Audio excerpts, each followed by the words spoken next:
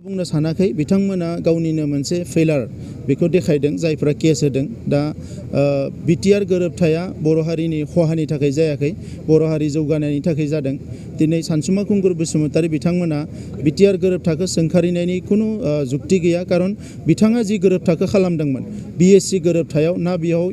medical कलेजनि खोथा दङमोन ना बेवहाय इउनिभार्सिटिनि खोथा दङमोन ना बेवहाय 100% पिस फैदोंमोन दिनै जेरैबायदि एनडिएफबिनि मोननै मोनथाम हानजाया दिनै पिस प्रसेसआव फैनानै न'खराव फैनो हाबाय बिमा बिफा गावनि बिब' बिनानावजों थानो थाखाय जोहोलावफ्रा बेबायदि कुनु परिबेस बिएससिनि समाव जायाखैमोन फारसेथिं बिथांमोना बिएससिखौ बै समाव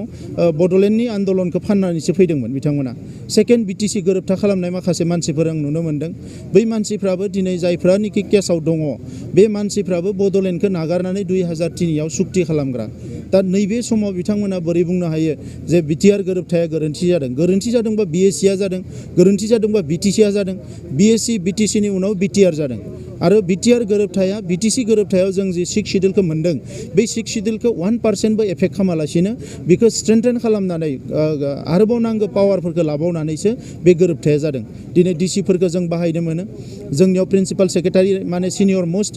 रेंकनि प्रिन्सिपाल सेक्रेटारि फैबाय गोबांखिनि अनुस्थान प्रतिष्ठान जोंनियाव जानो थांगासिनो दङ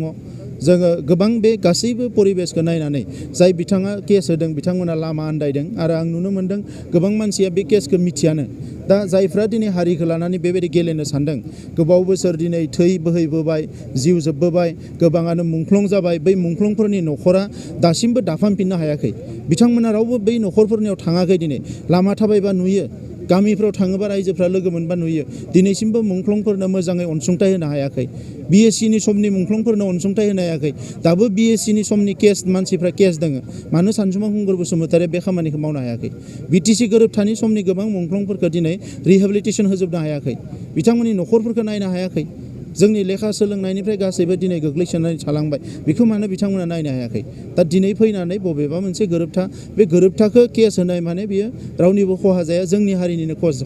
खहा जागोन बे गोरोबथानि गेजेरजों जों सानजाहा सिमाखौ अरनायनि खोथा सानदोंमोन खोलाहा जायफोर गामिखौ नाङा फाङा सोना लादों बेफोरखौ माने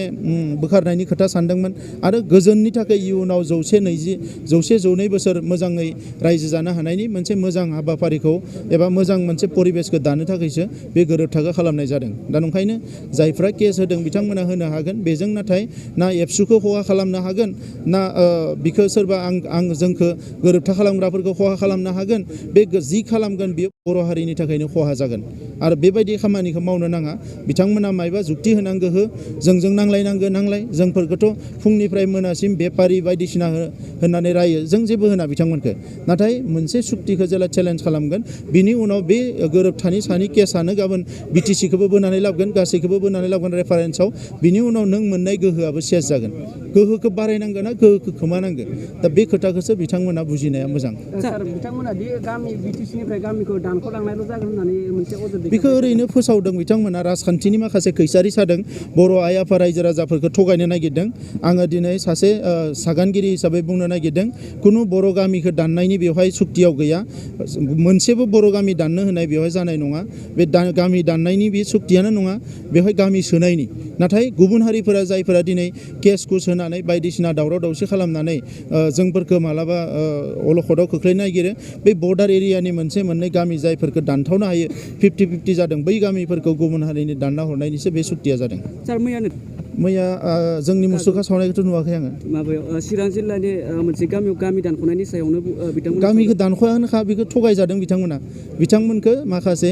गोसोम मुखा गानग्रा लिडारफ्रा थगायनानै बेबायदि खालामदों